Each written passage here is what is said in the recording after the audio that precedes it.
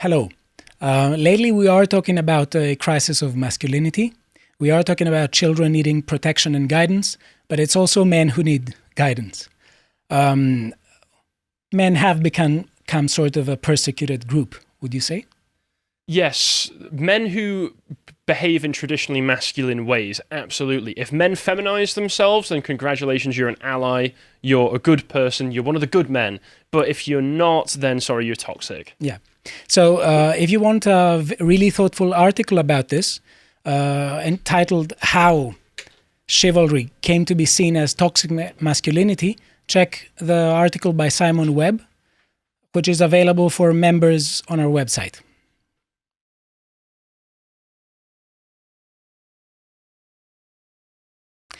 Okay, so lately, many men try to find guidance, and they try to find what is called a leader of the alpha males. Yes? The most alpha behavior is to submit to other people. Yes, that's what you do. Exactly. And many people think that Andrew Tate is the alpha male par excellence. Let us look at the clip. That only leaves one religion left in which you can install. Degeneracy will disappear. Yeah. Crime will disappear. Mm-hmm. Men and women will stay families again. People will have children. And People all work the world's hard. problems will be They'll fixed. chase their goals. Absolutely. I call for the Islamification of the entire Western world. Okay, so I think... I disagree. I disagree with Andrew right there. I don't think that Islam stops degenerate behavior. I think it can encourage just different forms of degenerate behavior than we experience in the West right now. But I think that men should find a different role model. And if there were to be a primary election for leader of the alpha males, we should perhaps think of another candidate.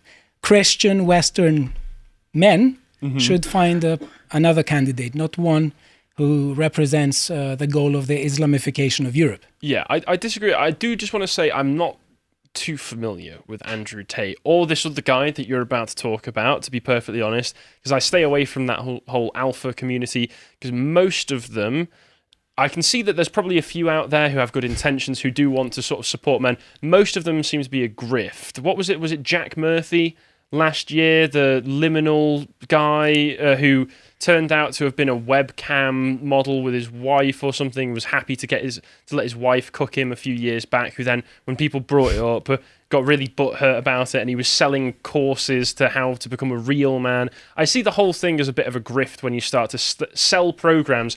Here's how you behave like a real guy. That doesn't sound legit to me. Yes, there are obviously very many dodgy people there. And Andrew Tate does sell courses like that, and also, you know, he's talking about degenerate behavior. The man ran a webcam company that, you know, had webcam models on it, women behaving in degenerate ways to try and earn money that he made millions of dollars from. So I don't think this guy is a model for masculine behavior or, you know, wholesome behavior.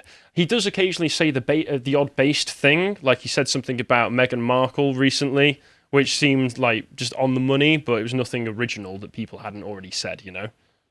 So I think you won't have any trouble being convinced that my candidate is better. Well, show me the candidate first then. Like this Nick Adams, I mean, he's got alpha male in the name on Twitter, so I mean, he's coming out strong. Okay, so let us enjoy. G'day alphas, beaters, and feminists. Nick Adams here, one of your favourite people on the planet, and certainly your most favourite alpha male. Just filming this short video to let you know that I am never, ever going to apologise for being a wildly successful alpha male. It's never going to happen. I am sick and tired of you lefties asking me, begging me, imploring me to apologise for being an alpha male. If you don't like it, you know where you can stick it. If you don't like it, you can go and jump in the lake, pound sand, or pull whatever muscle it is that you typically pull. Being a straight white alpha male is a tough job in today's society, but someone's got to do it. And you should be really happy that Nick Adams, alpha male, is on the task. From me to you, goodbye, good luck, and God bless America.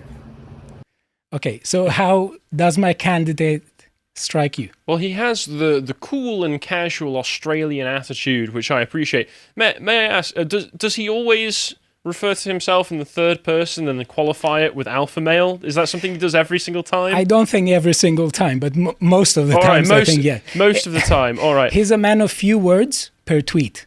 Per tweet, okay. Yes. And he has, as you said, as you noted before, he has alpha male in parentheses in his account. Head to Hooters instead. So this is the anti-Thomas with Hooters. What, may I ask, outside of going on Twitter and talking about what an alpha male he is, what is it this gentleman does? That's a good question. It's a good question. But he is a conservative author. Okay, and he has written 6 books. Okay. And he's fairly sophisticated. All right. And you will see, I will show you many of his tweets on a number of topics, so you will get an idea of what my favorite candidate for leader of the alpha males is preoccupied with. Okay. All right. He's got a few books here: Retaking America, Green Card Warrior, Exceptional America, Trump and Churchill. I would expect him to speak more about Australian politics, but fair play. Apparently, Donald Trump has made favourable comments and tweets about him. He immigrated to the US. So all right, okay. He is an ultra-patriotic MAGA Republican. All right. Okay, fair play. Okay, so, but doesn't he seem positive? He does seem positive. He does have a sunny disposition, and this is why I like him very much. He seems very friendly. I'd like to go to see a film in his home cinema. That looks fancy. Yes. And he also, his posture needs work. I don't know, he's got kind of that he's got that casual lean, you know. Yes, but I mean, he does need work because he does seem conscious of his role, and he said he's up for the task of being the leader of the alphas. Okay, so Andrew Tate is probably going to challenge this man to a kickboxing competition. Maybe, but the point is that I think Nick Adams is going to kill him with kindness. That'd be nice. That'd be nice if they get in the ring and Andrew just can't bring himself to throw the first punch. Yes, but he has won the love of all sensible people. Okay. So what we're going with? Okay. Let us. He gives advice about where to dine. So let us go and see the places he thinks that we shouldn't eat at, and the places he thinks that we should. G'day guys, Nick Adams here. Quick little video about Pizza Hut. I want every single one of you to boycott Pizza Hut. Every single one of you. Because Pizza Hut has gone woke, therefore they should go broke. What they're doing with this children's book club in trying to entice kids to be able to earn a free pizza by listing a book about drag queens, that is just beyond the pale. Absolutely disgusting. Pizza Hut has gone woke, therefore no one should be eating at Pizza Hut. You should be looking at Domino's, Papa John's, wood-fired pizza places, any alternative, but not Pizza Hut. Pizza Hut does not deserve our business. It does not deserve our money. It is pandering to the extraordinary and extreme left that are hell-bent on destroying our culture and our society and our country. Okay, that's all fair. It's good that he's bringing awareness and attention to it, you know. I don't know if Hooters is the place that I would immediately jump to in suggesting an alternative, but I have been told that a lot of Americans really love Hooters. It's not really something that we've got much of a culture of here in the UK, so it can appear a bit weird over here. Well, I mean, the cultures differ. Yeah, of course. Okay, so let us go and see his take on various cultural issues. And this is a slippery slope I've not seen before. Yeah, so if we move to this, we see he says, it starts with Fortnite and boneless wings. It ends with gender pronouns and communism. I can maybe see the Fortnite connection because Fortnite is full of children. Children are morons, and children peer pressure each other constantly into doing the stupidest things possible. So yes, rapid onset gender dysphoria might happen in Fortnite. I hope that something like Fortnite is mainly just children telling each other various things they plan on doing with each other's mothers. But I don't see where Boneless Wings comes into it. I don't know, but since he is my candidate, I feel I have to support him. Okay, all right. So you've gone straight for the bone chicken. That's all you ever, yes, all you ever eat. Strictly boneless. Right. Okay. Yeah, but he is also far-sighted. All right, far-sighted. Yes, because he says that. I mean, it starts from